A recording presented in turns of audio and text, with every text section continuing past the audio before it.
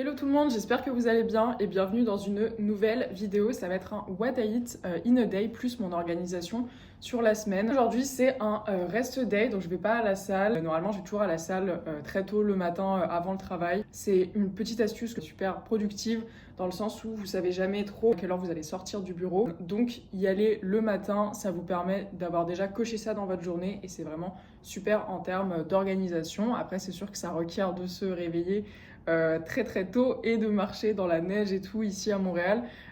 Mais croyez-moi, ça en vaut la peine et surtout, et ça c'est le plus important, la salle sera beaucoup moins blindée qu'à 19-20 heures. Donc pour moi, c'est un vrai game changer. Quand je vais pas à la salle, je fais mes steps sur tapis le matin. J'essaie de m'avancer dans ma journée parce qu'en fait, j'ai 12 000 pas à faire par jour. J'ai pas un bureau qui est situé très loin de chez moi et du coup, ça fait qu'il faut que j'en rajoute sur tapis vraiment pas mal. Et donc pour m'avancer dans mes steps, je les fais également le matin. Là, du coup, première partie du petit déjeuner, donc j'ai 220 g de skyr et 50 g de fruits rouges. J'ai également ensuite un porridge avec de la whey et du peanut butter.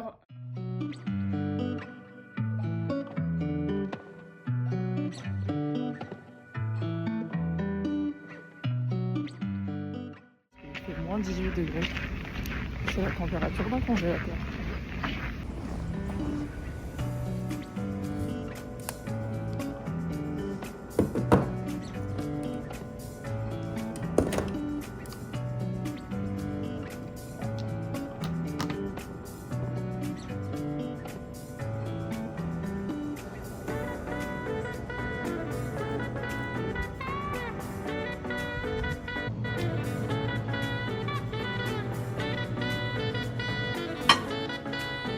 De retour, clairement là il fait hyper froid, il fait moins 21, je suis congelée vraiment. Comme vous l'avez vu donc en termes d'alimentation, donc c'est ça, j'ai eu mon petit déjeuner en deux parties, donc le fromage blanc et le porridge. Ensuite un lunch avec bœuf, riz et légumes, un petit porridge de goûter.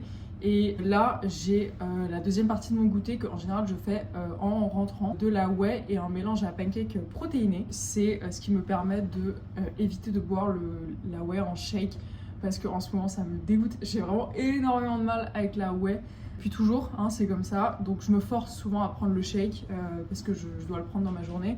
Mais j'ai trouvé un moyen de le mettre dans une pâte à pancake. Alors ça assèche un peu, mais ça rentre dans ma diète. Donc, je vais vous montrer comment je fais, c'est ultra simple. On n'a plus de poils parce que Arthur les a toutes prises. On va faire cuire ça dans une casserole, c'est pas du tout idéal. C'est ce mix de protéines pancake. Je le sors de chez Trader Joe's, 50 g de ce mix à pancake et 20 g de whey. Je vous l'avais dit dans ma dernière vidéo, moi je suis sur un plan alimentaire et non pas sur des macros. Et en gros un plan alimentaire avec des options, donc par exemple genre riz ou patates par exemple. Donc ça permet d'être plutôt plus flexible tout en ayant un plan, et moi les macros ça me prend trop la tête. Clairement je sais que ça correspond à certaines personnes, mais moi ça me prendrait trop la tête. La whey Ghost, très bonne, hein, la whey Ghost en collab avec Chips Ahoy, donc la marque de Cookie. C'est l'une des seules whey qui passe pour moi à boire genre tel quel en shake. Donc c'est ça, je mets 20 g.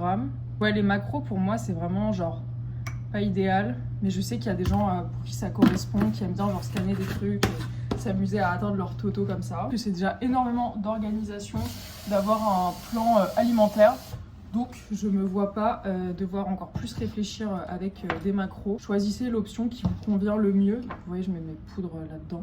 Choisissez l'option qui vous convient le mieux. Mais c'est vrai que si vous voulez genre juste pas réfléchir et avoir des trucs qui sont déjà prédéterminés, le plan alimentaire avec des options c'est bien. Il y en a qui diront ouais mais tu manges tous les jours la même chose. Bah en vrai, dans votre vie quand vous réfléchissez et que vous faites de la muscu, il est fort probable que déjà vous mangez tous les jours un peu la même chose. Donc ça va pas changer votre vie. Et en plus, il y a des options, donc en mode si vous voulez changer, vous pouvez toujours convertir des trucs en macro. Donc c'est pas non plus trop grave. Et en plus, en termes de digestion, c'est bien parce que vu qu'on mange toujours à peu près les mêmes trucs, bon, on sait qu'on les digère bien et tout, donc il n'y a pas de galère sur ce point. Vous voyez, en termes de texture, pas mal de grumeaux, alors on va essayer d'améliorer ça, mais c'est à peu près ça. Et donc en plus de ça, vous direz que je mange beaucoup, ça a l'air, mais en réalité c'est pas tant que ça. Donc j'ai 65 g de clémentine. Je parlais tout à l'heure des options dans le plan alimentaire, par exemple ça c'est mes 100 g de fraises. Donc voilà, vous allez utiliser ChatGPT à mort pour faire des 100 g de mon truc est en train de cramer, 100 g de fraises égale combien de clémentine.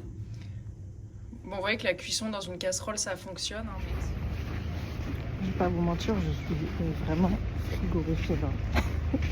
Là c'est parti aux ongles.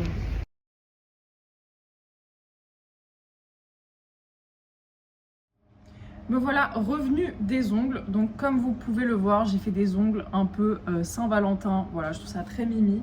Le soir, je prends toujours mon collagène que je mélange donc dans de l'eau. J'ai des articulations pourries. Voilà, c'est une génétique formidable. J'essaye de sauver le tout avec ça. Voilà. Et c'est bon, c'est surtout de la prévention, hein, mais bref. Donc je voulais vous parler de la chose qui m'a sauvée pendant ma mini cut et qui me sauve encore aujourd'hui. J'ai nommé la courge butternut, voilà, que je fais griller au air fryer. C'est incroyable, les macros sont incroyables, ça cale de fou. Les gens ils pensent que c'est compliqué à couper, c'est faux. Vous avez juste à la couper en deux, donc dans le sens de la longueur, et ensuite en deux dans l'autre sens.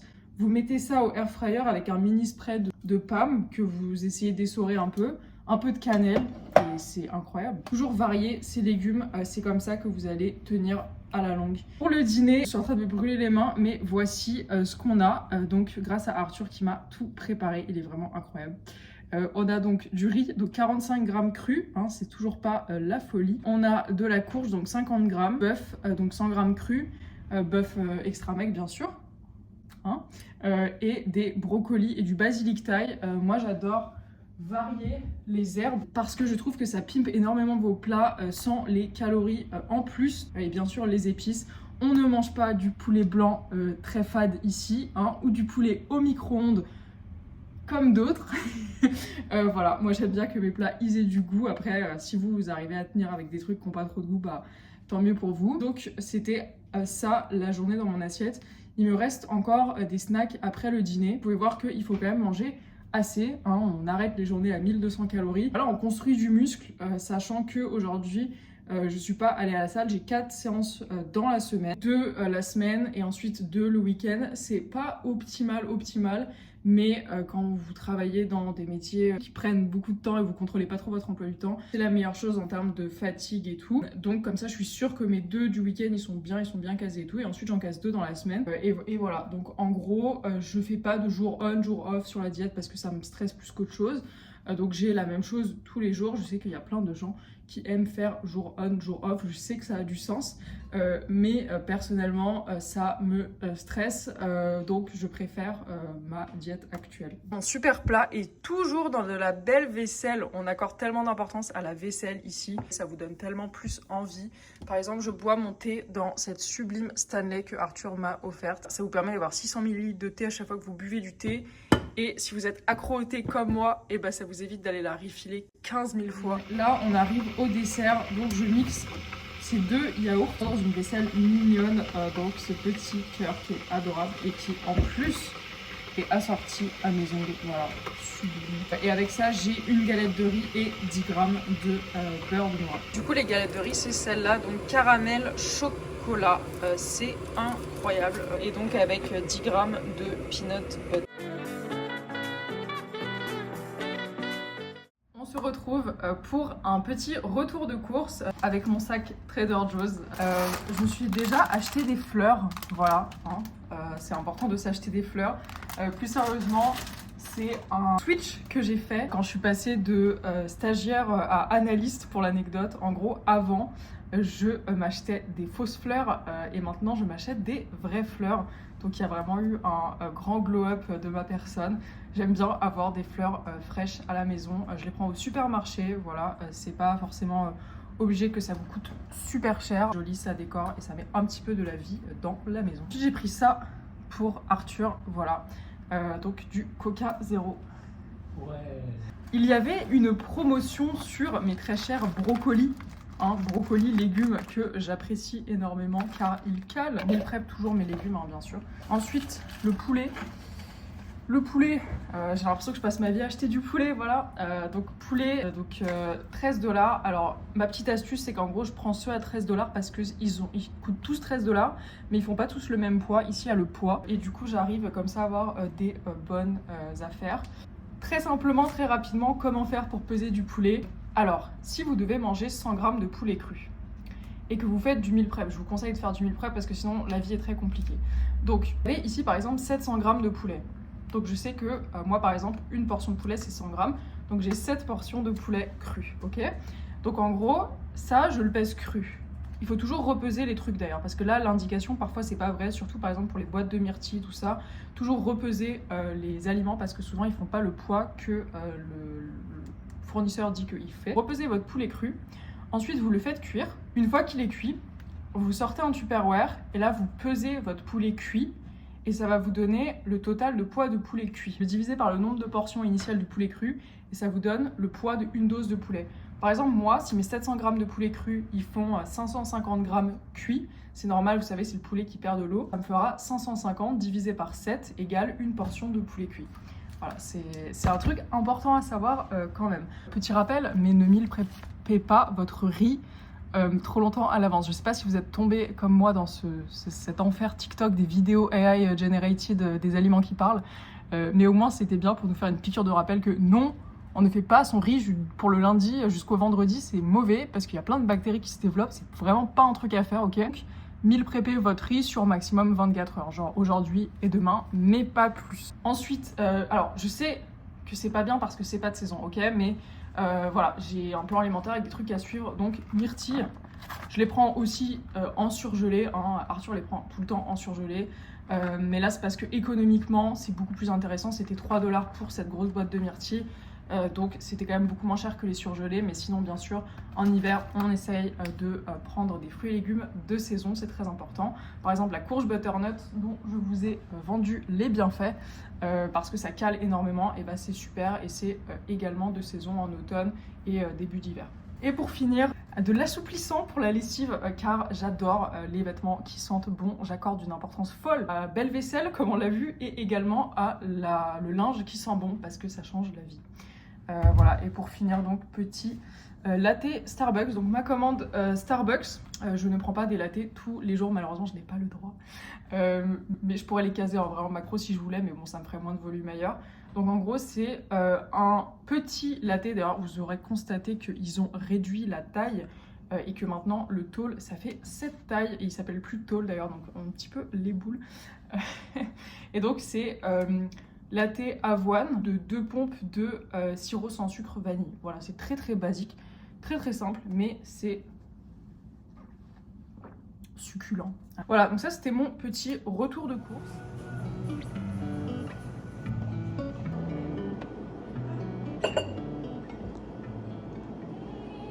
On se retrouve ce midi, on est allé déjeuner dans un resto thaïlandais qui s'appelle Deksen à Montréal. C'est vraiment l'un de nos restos thaïlandais préférés au monde, hein, vraiment genre c'est exceptionnel. Donc comment est-ce que je fais pour adapter ma journée quand je mange au restaurant? Je pensais que ce serait intéressant de vous en parler. En gros le truc c'est que j'essaye de ne surtout pas faire comme je faisais il y a très longtemps, où j'essayais de me punir un peu après des repas au restaurant et que je faisais énormément de cardio et que je surcompensais. Ça c'est vraiment pas un truc à faire. Par contre vu que je respecte mon plan alimentaire, comment je fais donc pour intégrer le restaurant à mon alimentation? J'estime à peu près combien ça va me coûter en calories et j'adapte le reste de ma journée en fonction. C'est-à-dire que par exemple, si j'estime que ça va être genre 1000 calories, et bah je m'enlève 1000 calories sur mes repas de base et sinon je mange tout le reste pareil dans ma journée. Et donc j'essaie de adapter mes macros et mes calories sur le reste de la journée pour que l'impact soit à peu près neutre. Alors parfois on surestime, on sous-estime, hein. C'est comme ça que vous pouvez vous en sortir pour intégrer des restaurants, des repas à l'extérieur et tout dans votre journée sans que c'est trop d'impact. En gros vous répercutez ça à l'envers. Quand vous estimez, essayez de ne pas trop sous-estimer non plus. Il ne faut pas surestimer, mais il ne faut pas non plus sous-estimer. Je connais des gens qui estiment qu'un cookie c'est 200 calories. Malheureusement non. Et parfois il y a des trucs qu'on pense que c'est pas tant que ça, mais en fait clairement si. Par exemple les dim sum. Genre on peut se dire ah mais ça va c'est petit et tout. Donc il faut quand même que vous ayez un peu une idée pour pouvoir adapter de manière à l'envers votre journée. Utilisez MyFitnessPal, utilisez votre bon sens, utilisez ChatGPT, bref, débrouillez-vous.